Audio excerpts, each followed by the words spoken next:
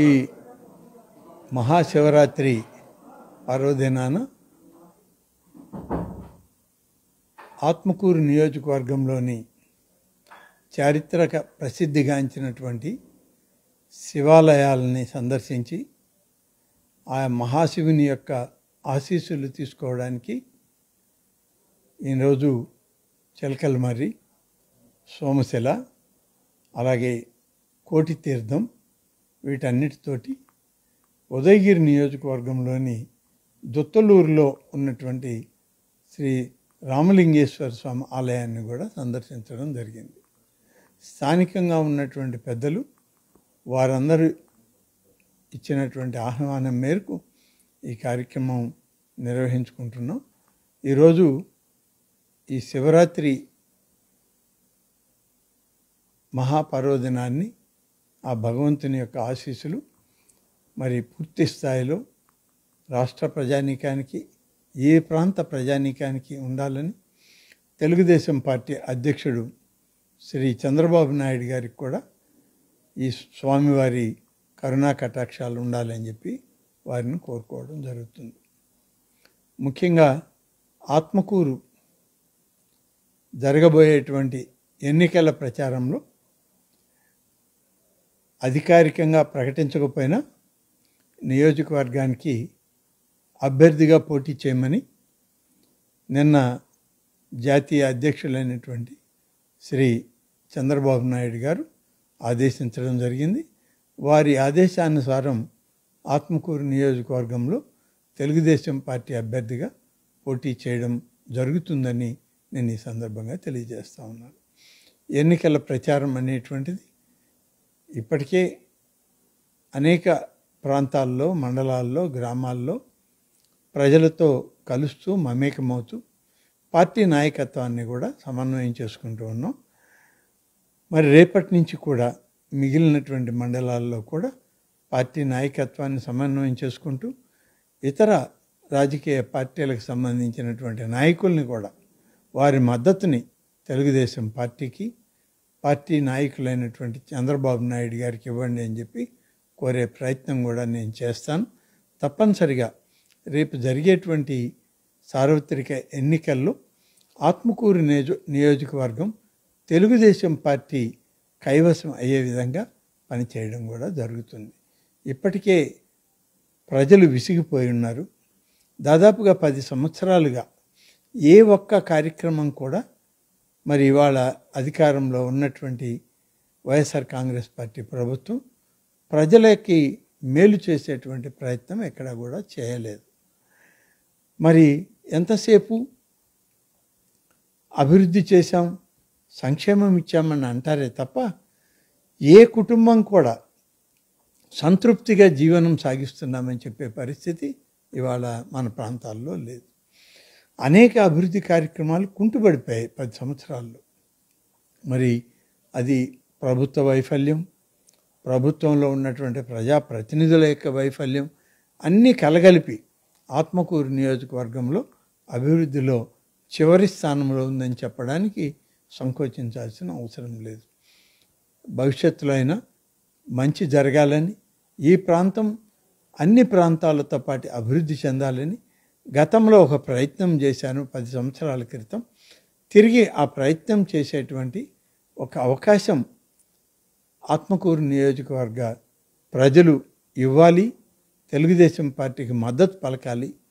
ఆ విధంగా మళ్ళీ నియోజకవర్గ పూర్వ వైభవాన్ని తీసుకురావడానికి నా వంతు ప్రయత్నం చేయడం జరుగుతుందని ఈరోజు ఈ యొక్క పరమశివుని యొక్క ఆశీస్సులతో కార్యక్రమం మొదలు పెడుతున్నాం.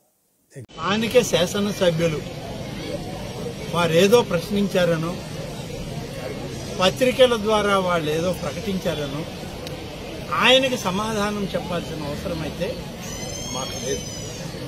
ఆత్మకూరు నియోజకవర్గంకి, ఆనం కుటుంబానికి ఈనాటిది కాదు ఈ బంధం. స్వర్గీయ ఆనం సంజీవ్ రెడ్డి గారు ఈ ప్రాంతం నుంచే ఈ సోమశిల ప్రాజెక్టుని సాధన దిశలో ఆయన చేసినటువంటి కృషి అనిర్వచనీయం. ఈ ప్రాజెక్టును సాధించడానికి సోమశిల రైలుని ఒకదాన్ని తయారు చేసుకుని ఢిల్లీకి వెళ్లి నాటి ప్రధానమంత్రి ద్వారా మంజూరు చేయించుకుంటున్నటువంటి వ్యక్తి ఆనం సంజయ్ రెడ్డి. తర్వాత కాలానుగుణంగా వచ్చినటువంటి రాజకీయ పరిణామాల్లో ఆనం వెంకటరెడ్డి గారు ఇక్కడ శాసనసభ్యుడిగా రావడం జరిగింది. కొంత అభివృద్ధి జరిగాక తిరిగి మళ్లీ 2009 ఎన్నికల్లో నాడు జరిగినటువంటి నియోజకవర్గాల పునర్విభజనలో నేను ఆత్మకూరు నియోజకవర్గానికి శాసనసభ్యుడిగా రావడం, 5 సంవత్సరాల కాలం మంత్రిగా ఉండడం, మరి భగవంతుడు ఇచ్చిన ఆశీస్సులు, ఈ ప్రాంత ప్రజలు నాకు ఇచ్చినటువంటి ఆత్మస్థైర్యంతో ఈ ప్రాంత అభివృద్ధిలో పాల్గొనడం జరిగింది.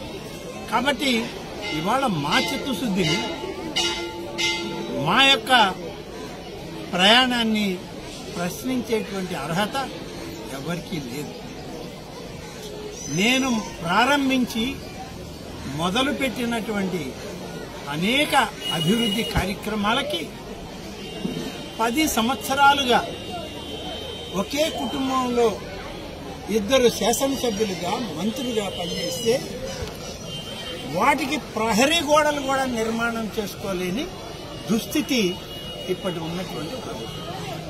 వారు ఇంకొకరిని ప్రశ్నించడం అంటే బహుశా పైన చూసి ఉమ్మేస్తే ఏమవుద్దో అదే తప్ప. ఇవాళ ఆత్మకూరు నియోజకవర్గ అభివృద్ధిలో అడిగితే ఎవరు దీనిలో అని అంటే ఆనం సంజయ్ రెడ్డి దగ్గర నుంచి 2014లో చివరి క్షణం వరకు, ఈ రాష్ట్ర విభజన జరిగే వరకు నేను చేసినటువంటి కృషి ఫలితమే ఇంకొకరికి వేరుగా ఇక్కడ ఏమీ లేవు, అన్నీ అప్పటివే. వాటిని పూర్తి చేసుకోలేని పరిస్థితుల్లో ఇవాళ చాలా మంది మిత్రులు ఉన్నారు, పాపం అడుగుతున్నారు. వాళ్ళు ఏదో ఒకటి మాట్లాడాలి మీడియా ద్వారా. ఏం మాట్లాడతారు? ఇప్పుడు మనం కూర్చున్నటువంటి ఈ స్థలం సోమేశ్వర స్వామి ఆలయం. ఆ ఆలయ పునర్నిర్మాణానికి 11 కోట్లు అవుతాయని దేవాదాయ శాఖ ఎస్టిమేట్లు వేస్తే ₹1 తీసుకొచ్చి పునర్నిర్మాణ నిధులు ఇవ్వలేని పరిస్థితి. మేమేదో దాన కర్మలు లేకుంటే ఎవరైనా దానం ధర్మం ఇచ్చేవాళ్ళని తీసుకొచ్చి మేమేదో పనులు చేస్తామని చెప్పి శిలాఫలకాలకి పరిమితి అయ్యేటువంటి పరిస్థితి కాదు. మరి మేమేదన్నా చేస్తామంటే చేసే చూపిస్తాం. నిర్మాణం పూర్తి అయ్యేదాకా ఉంటాం. నిధులు ప్రభుత్వం నుంచి రాబడతాం. ఈ ప్రాంత ప్రజలకి మేలు జరిగేదానికి ఉన్నవాళ్ళు ఏం చేశారు చెప్పండి? 10 సంవత్సరాలు వాళ్ళు ఈ ఆలయం ఏమైంది? ఎందుకు సోమేశ్వర స్వామి ఆలయ గాలిగోపురాన్ని నిర్మాణం చేయలేకపోయింది ఈ ప్రభుత్వం? ఎందుకు అమ్మవారి ఆలయం కొట్టుకుపోతే ఆలయ పునర్నిర్మాణానికి ఇప్పుడు ఎవరో దాతలు ముందుకు వచ్చి వారు నిర్మాణం చేస్తుంటే మేము ఉన్నాం తగుదనమ్మా అని చెప్పి శంకుస్థాపనలకు తయారు. మరి నిధులు ఎందుకు తేవలేకపోతున్నారు ఈ ప్రభుత్వం నుంచి? కాబట్టి ఇవన్నీ కాదు. ఆలయం ఆనుకొని ఉన్న ఏప్రాన్ పరిస్థితి ఏంటి?